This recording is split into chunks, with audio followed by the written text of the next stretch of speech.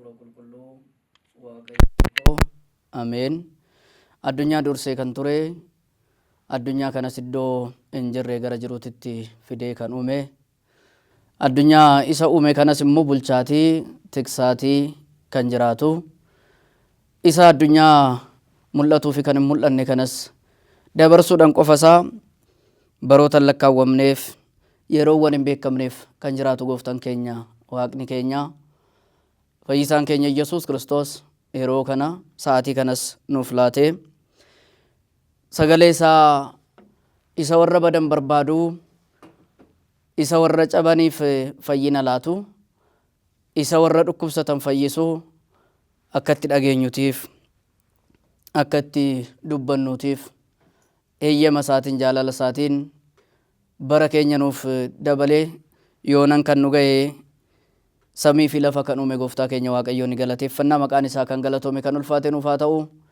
Araarsummaa isheetiin yeroo hundumaa nurraa kan addan baane haadha gooftaa keenya Yesuus Kiristoos dubroo Maariyaamitiif galanni maqaa isheetiif haa ta'u. Ergamoota waaqayyoo, wareegamoota fi toloota waaqayyoon kan isaan kabajee ulfina kan isaaniif laate maqaan isaanii kan galatoome kan ulfaate nuuf haa ta'u.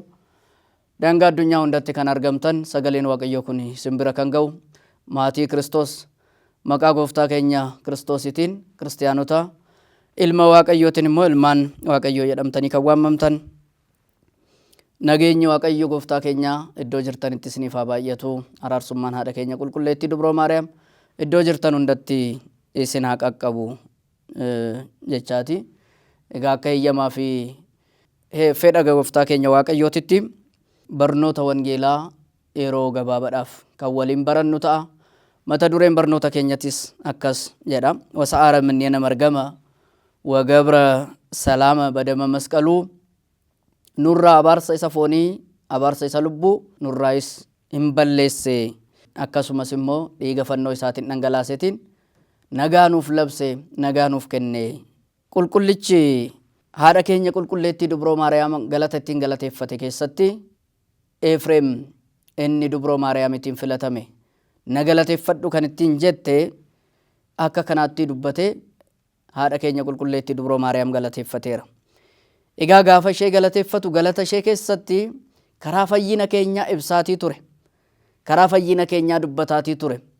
Kallattumaan ishee galateeffachuu hin filanne, garuu duurseetoo fayyinni keenya karaa kamiitiin akka ta'e, karaa dubroo Maariyaamitiin akka ta'e, akkasumas immoo isheerraa kan argame Yesuus Kiristoositiin inni dheekkamsa isaa gara dhiifamaatitti nuuf deebisee abaarsa keenya immoo gara eebba bara baraatitti nuuf deebisee akka inni nu fayyise as keessatti dubbate, galata kana keessatti dubbate jechuudha. Egaa saboota waaqayyoo kaayyoon barnoota kanaa maalinni yoo jenne, maaliif barnoota kana ilaalla yoo jenne, har'a guyyaan nuti irra jirru qidaamsa'uur jedhamtee waamamti yookaan immoo sanbata ishee shaarramte, sanbata ishee seera ishee hin eegganne, seera ishee darbe san hin eegganne jedhamte akkasitti kan dubbatamturraa jirra waan ta'eef gaafa ishee kana immoo yaadannu gooftaan keenya Yesuus Kiristoos badii keenya akka inni nuuf shaare, balleessaa keenyaaf jecha akka inni garafame, gidiraa keenya isa si'ool keessatti nuti argaatii turre san akka inni nuuf argee nu fayyise kan itti yaadannu waan ta'eef isa fayyina keenyaaf jecha nuuf madaa'e, isa dhiiga isaa nuuf dhangalaase jireenya bara baraa nuuf hire gooftaa keenya waaqayyoo yaadachuudhaan gara gaabbiititti, gara jireenya bara baraatitti mataa keenya akka deebisnuufi egaa barnoota kana barannaa jechuudha. Walumaa galatti gaafa ka'umsa barnoota keenyaa kana ilaallu qulqullichi galata haadha keenya dubroo Maariyaam. Maaliif dubroon Maariyaam osoo hin waamamin Yesuus Kiristoos waamamuun hin ta'u waan ta'eef, maaliif qoricha kan jedhame Yesuus Kiristoos kan irraa argame dubroo Maariyaam irraa waan ta'eef gaafa ishee galateeffatu isa kaasaa, gaafa isa galateeffatus immoo ishee kaasaa jechuudha. Egaa isa kana keessatti abaarsa keenya isa durii nuuf balleessee jedha yookaan nuuf shaaree akka nuuf dhiifamu taasisee jedha. Abaarsa maaltu nurra ture? Egaa hin beekna saboota waaqayyoo. Ilmi namaa abboommii waaqayyoo cabsuu isaatirraa kan ka'e, abboommii waaqayyootirraa adda bahuu isaatirraa kan ka'e abaarsi bara bara irratti labsameetoo ture, du'a bara bara waaqayyoon irratti murteesseetoo ture. gaafa abboommi koo cabsite gaafa waanan si abboome kana dhiiste atis du'a bara baraa hin duuta. Lafti yookaan immoo addunyaan siif iddoo dhukkubaa sitti taati, iddoo rakkinaa sitti taati, iddoo godaansaa sitti taati. Warri siif jedhaniitoo uumaman bineensonnii fi bineeldonni addunyaan kun gara keetitti garagala siif badii ta'uu lafa hundarratti kan abaaramte, lafa hundarratti immoo kan godaantuu fi gaaddidduu kee kan sodaattu taata jedhee Waaqayyoon ilma namaa karaa kanaatiin abboommi isaa waan cabsaniif abaaretoo ture jedha. Abaarsi sun ilma namaatirra waggaa 5,500 hin ture jedha. Miila jinnootatiin yookaan miila hafuura hamaatiin irra deemamaati bara 5,500 Gahannam Si'ool keessatti dabarsaniitoo turanii jedha. Kana qofaa miti foon isaaniitiin rakkachaa fi dhiphachaatii turan.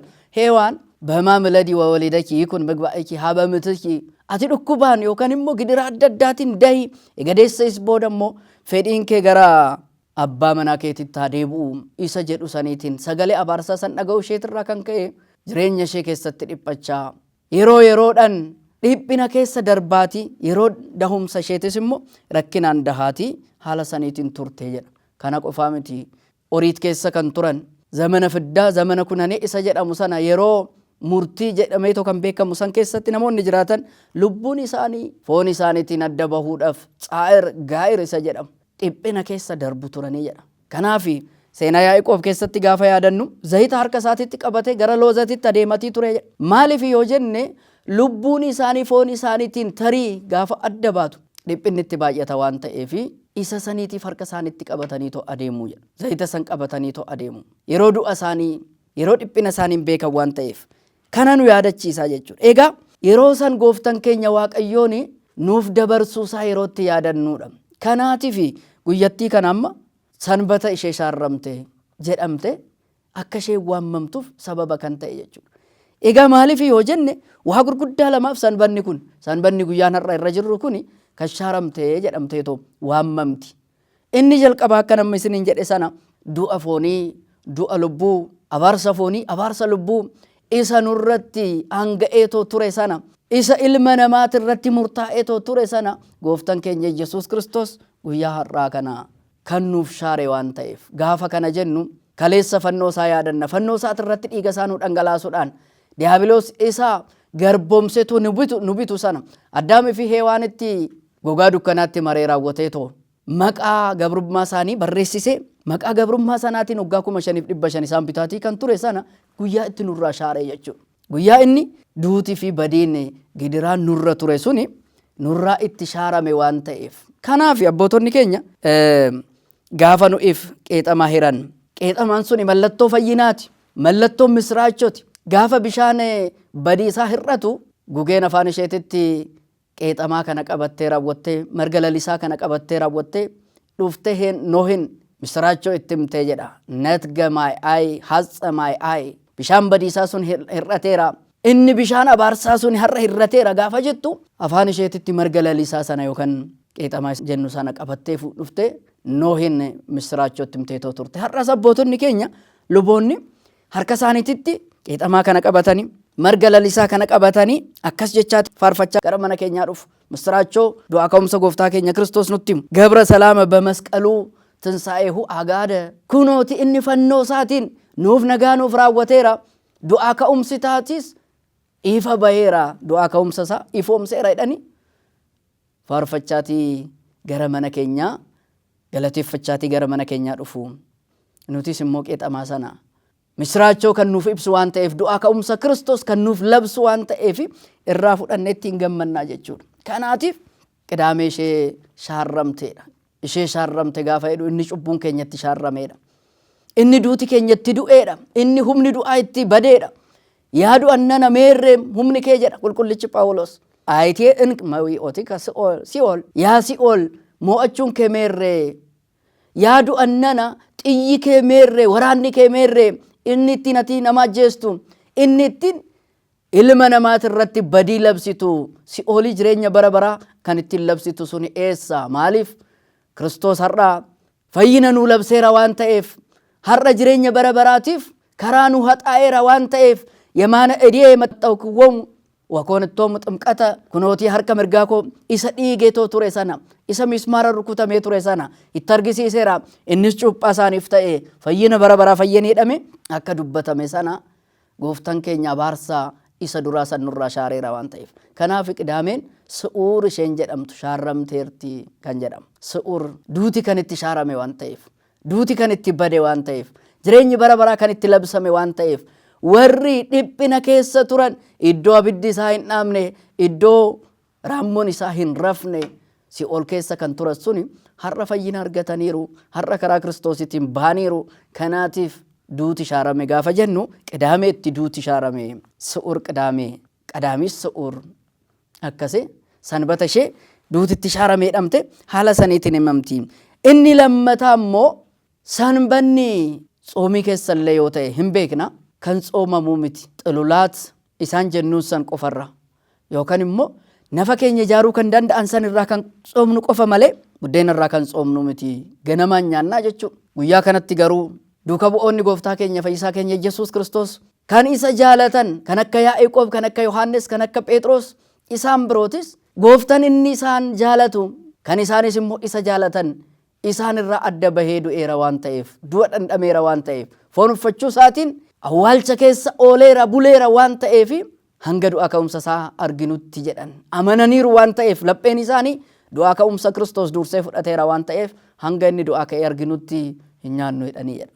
Nyaata hin nyaannu hin dhandhamnu jedhan har'a irratti aadaan suni biyya keenyatti tureetoo karaa kaabatiin gaafa ilaaltan namni gaafa jalaa boqate amma namoonni baay'een isaanii hanga namichi suni biyyoo dhandhamutti jedhanii nyaatan hanga sanaatitti hin xooman jiru jechuudha. Aadaan inni jalqabaa sun aadaan qulqulloota abboota keenya duuka bu'ootarraa ka'eetoo isaan gadda Kiristoositiif qabaniif jaalala Kiristoositiif qabaniif kan xooman sun har'allee biyya keenya irratti raawwatamaatii jira jechuudha.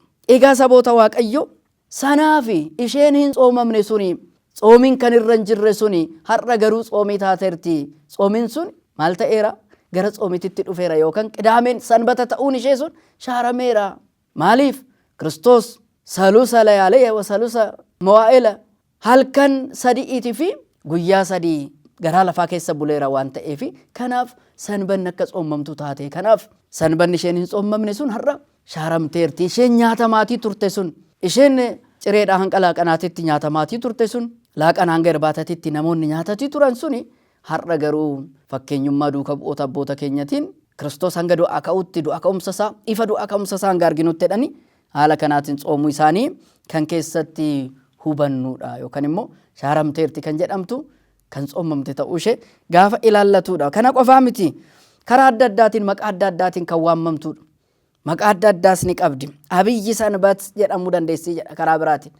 Sanbata ishee guddoo jedhamtee ta'uu waamamti. Maaliif guddoo jedhamte yoo jenne sanbata guddoo jedhamuun ishee dursee too gooftaan keenya Kiristoos Waaqayyo abbaa hafuura qulqulluu wajjin ta'uudhaan gaafa addunyaa uumuu erga xumureetiin booda jedha guyyaa jahan keessatti erga xumureetii guyyaa torbaffaa ishee taasifate irratti boqate waama saabit ለት አይረፈ እግዚእነም ኩሉ ግብሩ ዘአሃዘ ይግበር gaafa guyyaa torbaffaa gooftaan keenya Waaqayyoon waan hojjechaa ture san hundumarraayyuu ni boqate jedha dadhabee kan boqatee miti. Akkasumas immoo guyyaa ja'a eeggachuun yeroodhaan hojjechuun akka barbaachisu ibsuudhaaf malee guyyuma tokkottis uumama isaa uumee xumuruu hin danda'a ture jedha. Waanuma hundaafuu guyyaa ishee sanbataa sanitti boqate jedha. Guyyaa sanbataa ishee jalqaba itti boqate sana ammas immoo fooniin itti boqateera waan ta'eef fooniin garaa lafaa keessatti ooleera itti buleera waan ta'eetiif kanaaf abiyyi sanbata ishee guddoo ishee Kiristoos awwaalamee ture sun itti ture jechuudha. Foon isaatiin waaqummaan isaa foon isaa waliin gara laphee lafaa gaafa galu yookaan immoo waaqummaan isaa osoo isaan adda hin bahin namummaa isaatiin osoo adda hin bahin laphee lafaa keessa ooleera. Lubbuu isaatiin immoo gara si'oolitti gaafa bu'us waaqummaan isaa lubbuu isaatirraa osoo adda hin bahin gara si'oolitti bu'eera waan ta'eef waan hundaafuu guyyaan sanbataa tuni guyyaatti Kiristoos awwaalcha keessatti toole waan ta'eef sanbata ishee guddoo jedhamte akkasitti waamamti. Karaa biraatiin sanbata Faasikaas jedhamtee ta'uu waamamti. Namoonni kun isaanii guyyaa sanbataa kabajuudhaaf ariifachaatii turanii gaafa gooftaan keenya Yesuus Kiristoos fannoorra oolu sana sanbanni nutti seenedhanii raawwatanii Ayhudoonni illee sanbata kabajuudhaaf Kiristoos erga ajjeesaniitiin booda sanbata kabajuudhaaf ariifachaati bu'aatii ba'aatii turan. Yoosefii fi Niqoodimoos garuu foon isaa akka inni fannoo sanirra hin bulleetiif, fannoo sanirra akka hin galgaleessineetiif dhaqanii Phiilaaxoosin kadhatanii fannoo isaatirraa buusanii baftaa yookaan immoo uffata haaraa ta'eetiin isa kafananii karbee isa jedhamutiin ixaanaa fi qumbiidhaan foon Kiristoos akka isaan kafanan hin dubbatama. Kanaatiif yeroon isaa suni gara kabaja sanbataatitti seenuudhaaf, gara kabaja faasikaatitti seenuudhaaf guyyaa ture waan ta'eef, guyyaa akkasii waan ta'eetiif sanbata faasikaas jedhamtee hin beekamti. Egaa waanuma hundaafuu gooftaan keenya waaqni keenya eebbaa isaa baay'isee nuuf kennuudhaaf, waadaa nuuf galee raawwachuudhaaf Addaamitiin bahamuu silataawwan faqaala ilatti twalladin walatta walattika ወይድህ ኩስተመርብከ ወኢትቤዘወከ በመስቀሌ ወበሞቴ ያ አዳም dhiigaati dhangalaastanii miti, wareegaati naaf dhiyeessitanii miti, aarsaa ati naaf laattunii miti. Kanaan osoo hin taane ilmoo keetiitirraa siifan dhaladhaa, dhaladhees rakkinaa fi gidiraati keessa dabartu hunduma isaa argee jedha. Addaam akka inni godaane, gannata keessa akka inni godaane gooftaan keenya Waaqayyoon Yesuus Kiristoos Yerusaalem gara Gibxitti godaane. Addaam gidiraa adda addaa keessa akka inni darbeetoo ture karaa seexanaatiin akka qorame, Kiristoosis kawwaala Qorontos keessatti seexanaan qorame rakkoof gidiraa adda addaa dabarsee raawwate hanga fannootitti gahuudhaan, hanga qaraaniyootitti Addaam abbaa keenya barbaaduudhaan badii inni keessa ture san keessa darbuudhaan gooftaan keenya Yesuus Kiristoos Addaamin fayyisuusaa as keessatti huban. ወቦአ እግዚእነ ውስተ ኩሉ ጸዋተ መከራ እንተባቲ አመከረነ ሰይጣን እንተባቲ አመከረነ ጸላኢ ዲን ከኛ ሰይጣንኒ ከራ እንቲን ቆረሰኒቲን ጎፍተን ከኛ ኢየሱስ ክርስቶስ ከራ ሰንሰኔ ከራ አዳም እንቲን ቆረመ ሰኒቲን ከራ አዳም ደበርሰ እንቲን ገረጭቡት ቶፍላቴ ሰኒቲን ፌዳ ሳትራ ዋቁማ ሳፌዱዳን ከንከ ገረጭቡት ደበርሰ ቶፍላቴ ሰኒቲን ከራ ሰኒቲን ጎፍተን ከኛ ኢየሱስ ክርስቶስ ከነከሳ ሴኔራ ጀዳ ኤጋ የሮ ከነቲ du'a gooftaa keenya, du'a ilma Waaqayyo Yesuus Kiristoos kan itti yaadannu garummoo gidiraa isaatiin du'a isaatiin duuti akka nurraa du'e gidiraa akka nurraa fonqolche kana kan itti hubannu fi egaa duuti akka nurraa shaarrame kan itti hubannu waan ta'eetiif guyyaa tan akkas jechuudhaan waamna. Sanbata ishee shaarramte jechuudhaan akkasitti waamna. Egaa saboota Kiristoos har'a irratti taane gooftaan keenya Waaqayyoon kan nuuf raawwate oolmaa inni fannoo irratti nuuf oole sana kaleessa gaafa oolmaa fannoo san kabajnu inni nuuf garafamuusaa yeroo baay'ee kan ta'e tokkichi isaallee anaaf isin odoo ta'e nu dabarsuu kan danda'u nuuf garafamuusaa, dhiigni isaa nuuf lola'uusaa, foon isaa nuuf muramuusaa, mataa isaa irratti gonfoo kabajaa nuuf kennuudhaaf gonfoo qoree sibiila irraa hojjetaman baay'inni isaanii inni gurguddaan 70 inni xixiqqaan immoo 1000 kan ta'u jedha Dirsaana Maahayawii inni jedhu. Kitaabni gidiraa gooftaa keenya Yesuus Kiristoos ibsu akka inni mataa isaati irratti godhate san hundumaayyuu fayyina keenyaaf akka dabarse inni fannoo irratti fannifame kan abaarame ture jedha. Oriitii keessatti nama abaarametu fannoo irratti fannifama. Isa hanna keessatti qabame, isa sagaagalummaa keessatti qabame, isa immoo oriitii daddarbuudhaan sirna oriitii abboommii oriitii san daddarbuudhaan beekametu abaarsan fannifama ture. Abaarsa keenya nurra dabarsuudhaaf gooftaan keenya Yesuus Kiristoos karaa abaarsaa san gara sugaatitti jijjiire, karaa gidiraa keenyaa sana gara jireenya bara baraatitti nuuf jijjiire. Kanaatiif guyyaa tan akkasitti yaadanna. Kanaaf saboota Waaqayyoo anii fi isin immoo gidiraa inni keessa darbeetiin fayyineerra. Kanaaf qulqullichi Isaayyaas nuti madaa isaatiin fayyineerraa jedha. Madaa'uu isaatiin nuuf du'uu isaatiin jireenya bara baraa arganneerra. San yaadachuutu barbaachisaadha.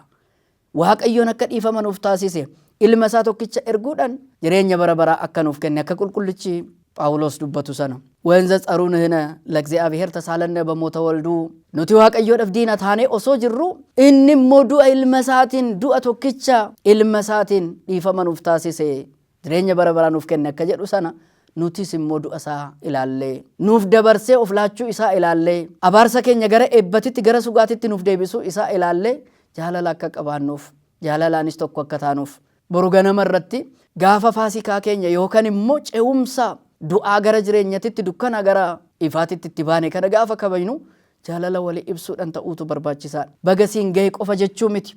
Ergaadhaan yookaan immoo bilbilaan baga siin gahe obboleessa koo obboleettii koo jechuu qofa osoo hin taane warra nurraa baga siin gahe jechuu barbaadan hiyyeessota yaadachuudhaan harka qalleessota yaadachuudhaan gooftaa keenya Waaqayyo kabajuun barbaachisaadha.